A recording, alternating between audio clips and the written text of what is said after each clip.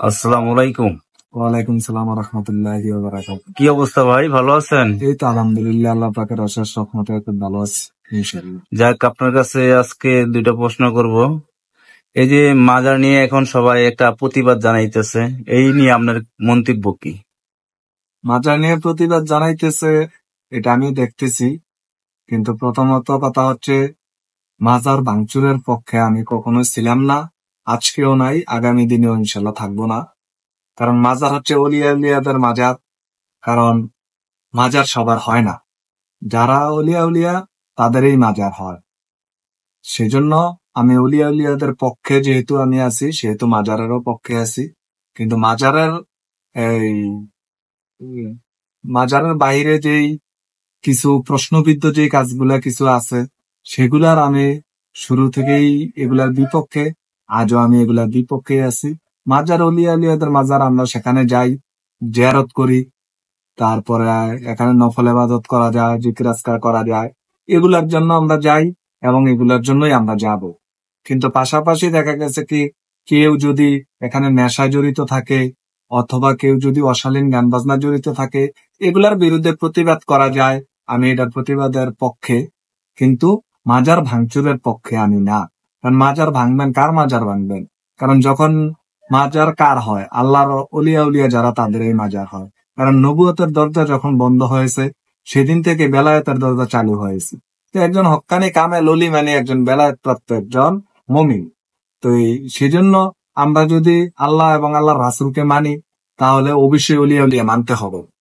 তো আমরা যদি অলিয়া উলিয়া না মানি, তাহলে আমাদের রাসূল যে বেলায়েত প্রথা চালু করে গেছেন, নবুয়ত খতমের পরে বেলায়েত যে চালু হয়েছে, আমরা সেই বেলায়েতকে আমরা অসম্মান করা হয়।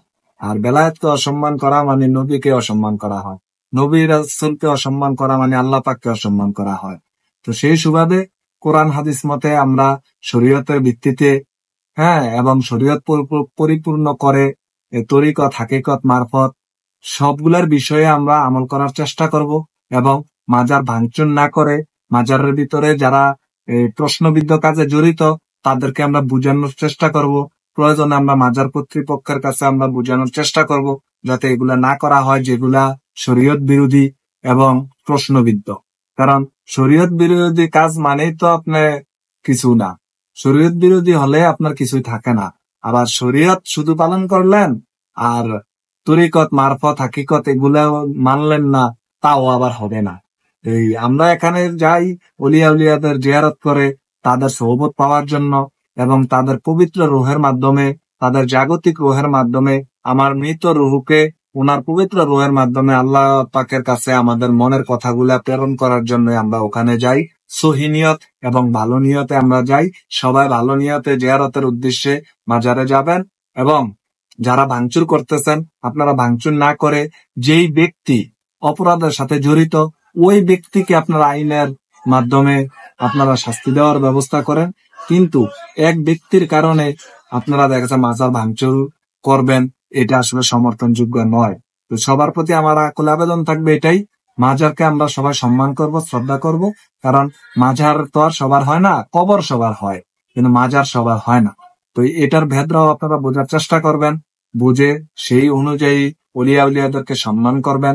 অলিয়া উলিয়াদেরকে সম্মান করলে আপনারও পরবর্তী জীবন সফল হবেন। এবং আজকে যদি হক্কানি একটা অলিয়া উলিয়ার মাজার ভাঙচুর করা হয়, সেটার যেই ক্ষতিপূরণ বা এটার যেই শাস্তি, সেটা দেখা গেছে কি আপনি আজকে ভাঙার কারণে আপনি ভোগ করবেন, কিন্তু আপনার পাশে কেউ থাকবে না তখন। তো সেই জন্য সবাই সঠিক বুঝেন এবং আল্লাহ পাক সকলকে সঠিক বুঝ দান করুক, এই কথা ব্যক্ত রেখে আমি শেষ করলাম। আসসালামু আলাইকুম ওয়া রাহমাতুল্লাহি ওয়া বারাকাতুহু।